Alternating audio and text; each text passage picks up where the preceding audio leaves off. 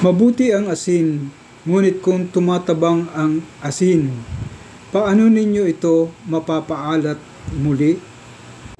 Welcome to my channel, ang Kuya Nanding M. Please like, share, and subscribe.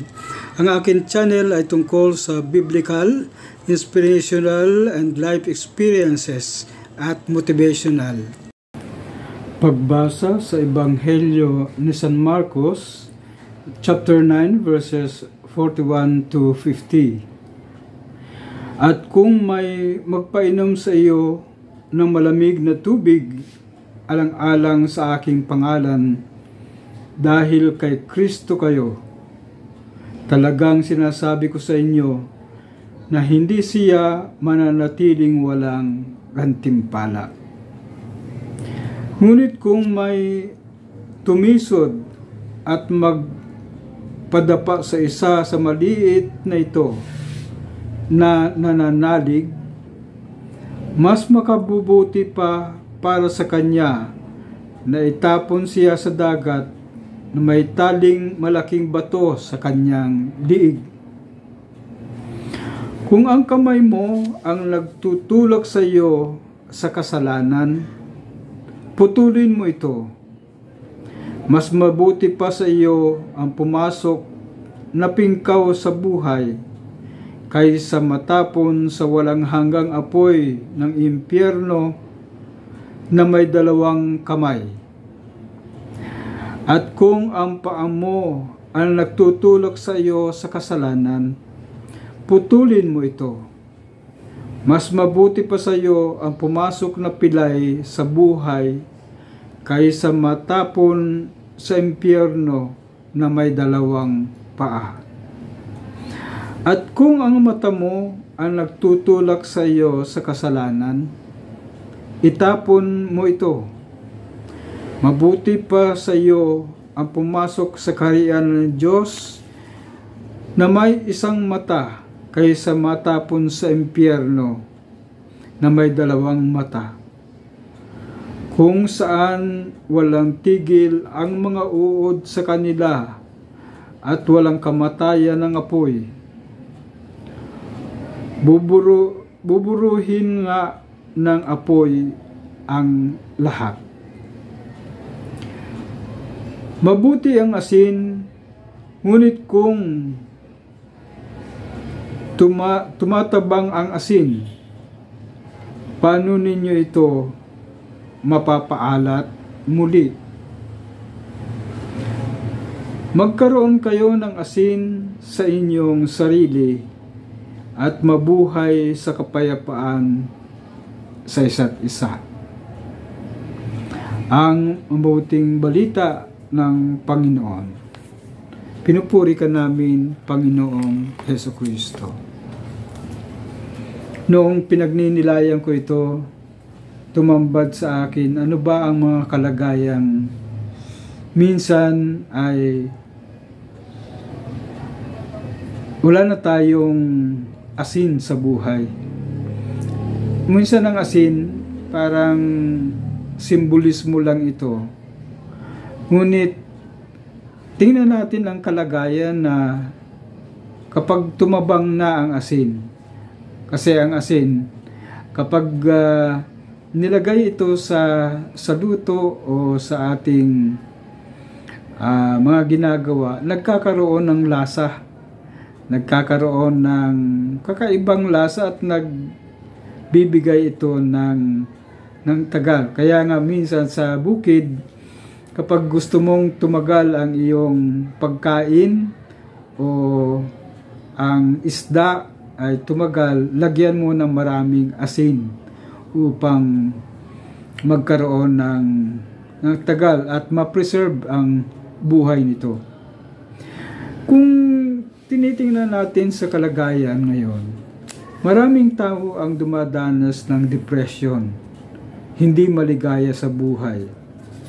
Walang sense of direction ang buhay o ang buhay pananampalataya ay wala ring direksyon, hindi malinaw.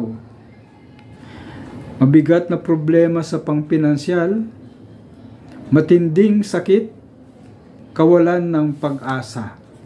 Ito ang mga tumatambad sa atin sa ating kalagayan na minsan ang katanungan na papaano pa tayo magkakaroon ng asin sa buhay. Sa aking pagninilay at babalikan ko ang isang training ko na nadaluhan.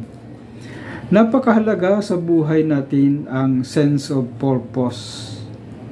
Kaya sa isang workshop, napakagandang tingnan natin sa buhay natin saan tayo nagkaroon ng purpose sa buhay. Kailan ito at saan. Kaya ang nakita ko sa aking buhay, napakaganda nung ako'y tumira sa isang hermitage life. Tumira ako doon na ako lang mag-isa. At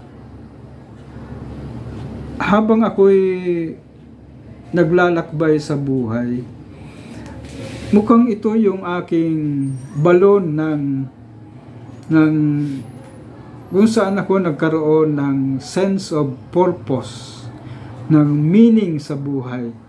Ano ang aking misyon? Ano ang aking nanais sa buhay? Ano ang gusto kong marating? Ano ang gusto kong gawin sa buhay? Kaya ang panahon na iyon ng aking paghanap sa buhay, yung sense of purpose, magandang balik-balikan at inulture muli ang sitwasyong iyon. Ito ay ang panahon ko na ginugugol sa katahimikan, ang pagbabasa ng salita ng Diyos, ang komunikasyon sa Diyos, pakikipag-usap sa Diyos, sa mga basic na tanong, Panginoon, anong nais mong ipagawa sa akin? At naging malinaw sa akin na ang aking misyon sa buhay ay pagkakaroon ng kasiyahan sa buhay at ibahagi ang kahalagahan ng buhay pananampalataya. At ang buhay na pananampalatayang ito ay mababalikan natin sa pamamagitan ng ating ugnayan sa Diyos, ugnayan sa kalikasan, ugnayan sa ating sarili, at ugnayan sa ating mga minamahal sa buhay. Kaya ang sa aking nagbigay sa akin ng buhay ngayon, kahit sa buhay senior, ay ibahagi ang sense of purpose na bilang mga senior citizens, hindi na lang tayo nadadala ng ayuda o ng sinasabi ng iba, kundi magbahagi ng kahalagahan ng buhay, maging malaya at masaya sa pagiging senior.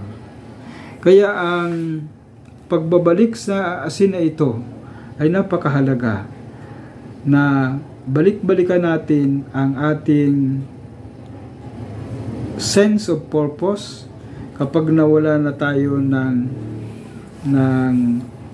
alat sa ating buhay. Kaya magandang balikan ang ebanghelyo na ito ni San Marcos upang muling magkaroon ng asim ang ating buhay pananampalataya. So ito po muna ang aking ibabahagi at God bless sa ating lahat.